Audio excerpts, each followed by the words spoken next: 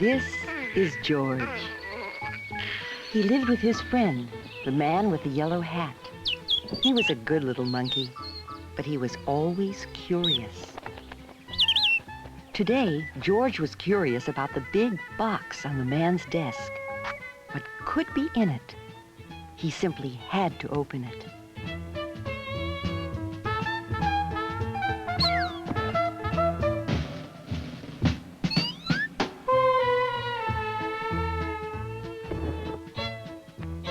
It was full of funny little pieces of all sorts of shapes and all sorts of colors.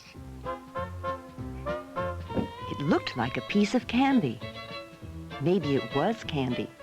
Maybe he could eat it. Before he knew it, ooh.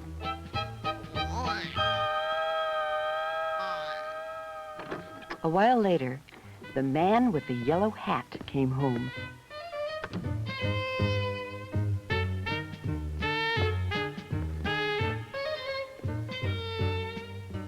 Why, George, I see you've already opened the box with the jigsaw puzzle. It was supposed to be a surprise for you. Well, let's get to work on it.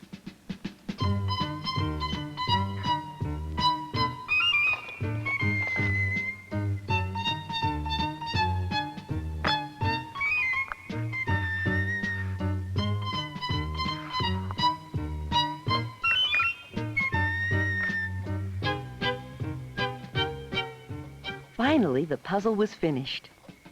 Well, almost finished. One piece was missing. The man looked for it everywhere. That's strange. It's a brand new puzzle. Well, it can't be helped. Maybe we'll find it in the morning. Let's go to bed now, George. The next morning, George did not feel well. He had a tummy ache and did not want to eat his breakfast. The man was worried.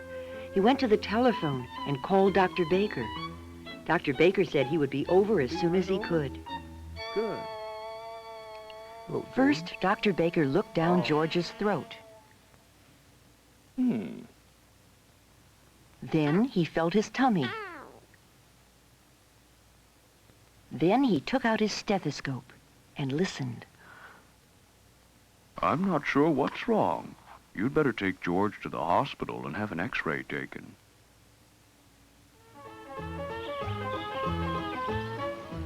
Don't worry, George. You've been here before when you broke your leg.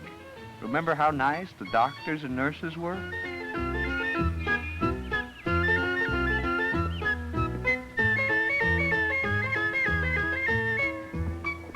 A nurse took them to a room where she gave George something to drink that looked white and tasted sweet. It's called barium, George. It helps the doctors tell what's wrong with you.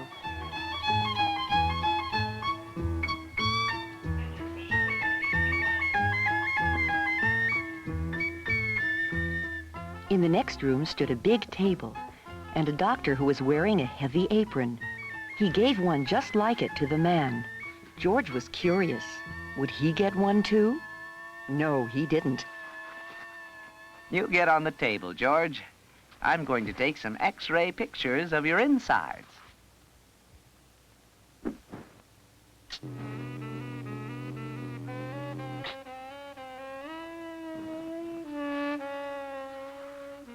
George, hold your breath.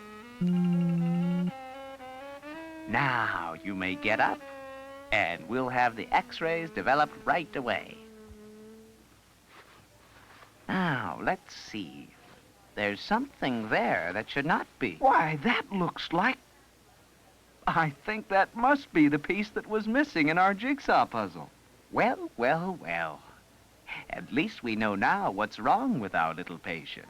George will have to stay at the hospital for a few days. They'll put a tube down his throat to get the piece out. It's only a small operation. I'll call a nurse and have her take you to the admitting office. Many people were waiting outside the office. George had to wait, too. Look, Betsy. There's Curious George. Betsy had never been to a hospital before. She was scared. Finally, it was George's turn. A nurse wrote down a lot of things about George, his name and address and what was wrong with him. Another nurse put a bracelet around his wrist. It has your name on it, George, so that everybody knows who you are. My name is Carol. I'm going to take you to your room now. We call it the children's ward. There will be lots of children to keep you company. And so there were. There were lots of children in the room. Some were up and around. Others were in their beds with a doctor or a nurse looking after them. Curious George. Dave was having a blood transfusion. Steve had his leg bandaged and was in a go-kart. Betsy was in bed, looking sad. George was glad when he was in bed at last. His tummy was hurting again. I have to leave now, George. I'll be back first thing in the morning before they take you to the operating room. Nurse Carol will tuck you in when it's time to sleep.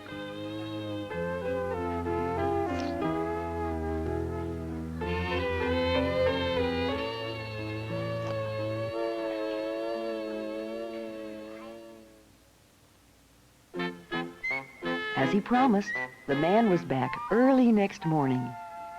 The nurses were keeping George very busy. One nurse was taking his temperature and feeling his pulse. One nurse brought him a pill. This is to make you sleepy, George. And another was getting ready to give him a shot. It's going to hurt, George, but only for a moment. But the needle hasn't touched you yet.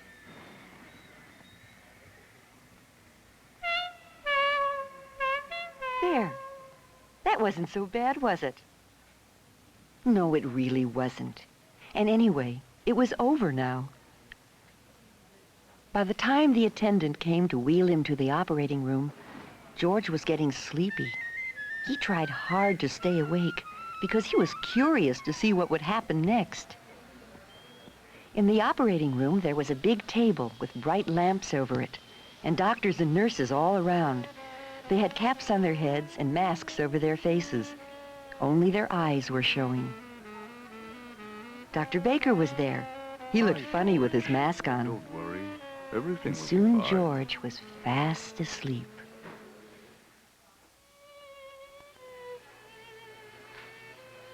When George woke up, he didn't know what had happened. He didn't even know where he was at first. George? It's all done, George. They got the piece out. In a day or two, you'll be running around again. George felt sick and dizzy. His throat was hurting, too. We'll let him sleep. The more he sleeps, the better.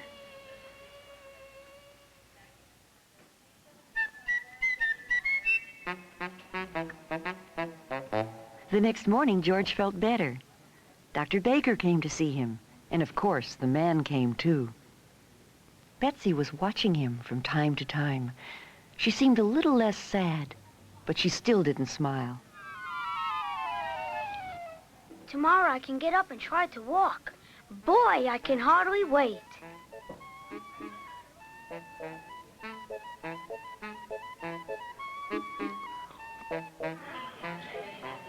The next morning, George was well enough to go to the playroom. A lady was showing Betsy how to use finger paint. There were all sorts of things to play with. There was even a puppet theater, and that was just the thing for George. He had 4 hands, so he could handle 4 puppets at the same time. George gave a real puppet show.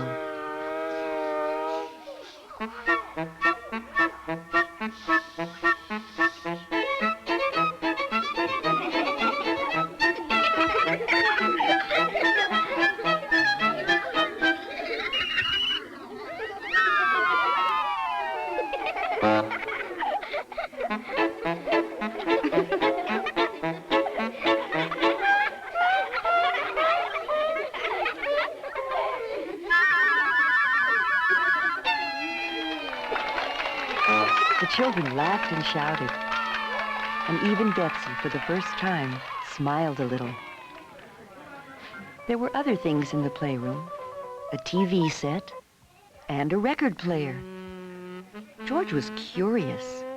If he climbed on the record player and turned the switch, would it go round and round like a real merry-go-round?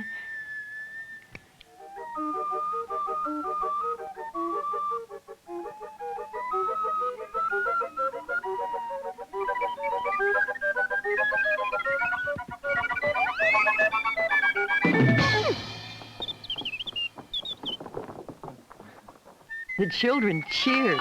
George was so funny. That's enough for now. You'd better take a nap before lunch. We have a big day ahead of us. The mayor is coming to visit the hospital today. And later on, you'll be going home, George. When George woke up from his nap, Steve was just taking his first steps. The go-kart was standing there empty. George was curious.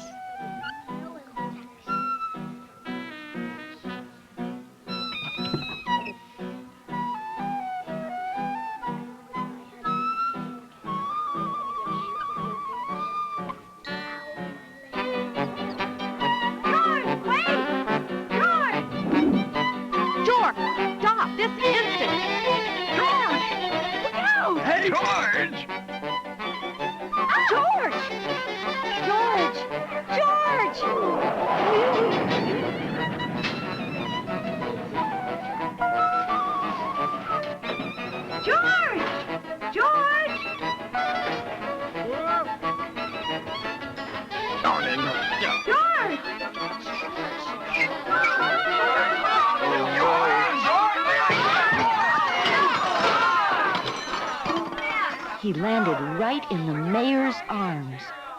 What a mess it was. George broke all my dishes. And he broke the go-kart, too. What will the mayor think? Huh? Suddenly, everybody looked up and listened.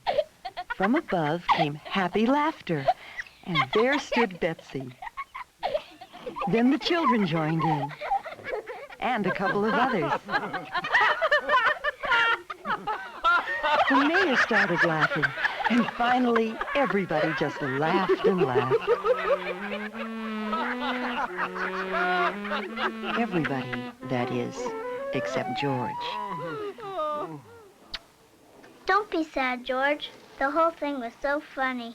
I never laughed so much in my whole life. I'm so glad you were in the hospital with me. I'm sorry this happened, Mr. Mayor. George, you've made a terrible mess. But you've also made our sad little Betsy happy again. And now I see your friend has come to take you home.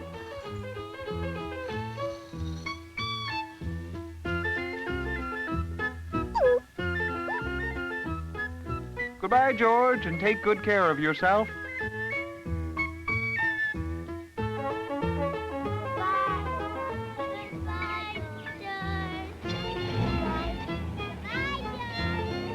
George, wait! George! Here's something that belongs to you, George. But don't open it before you're home. George was curious. Well, who wouldn't be? There was the piece of the puzzle that had caused all the trouble. How nice of the doctor to save it for us. And now we can finish the puzzle.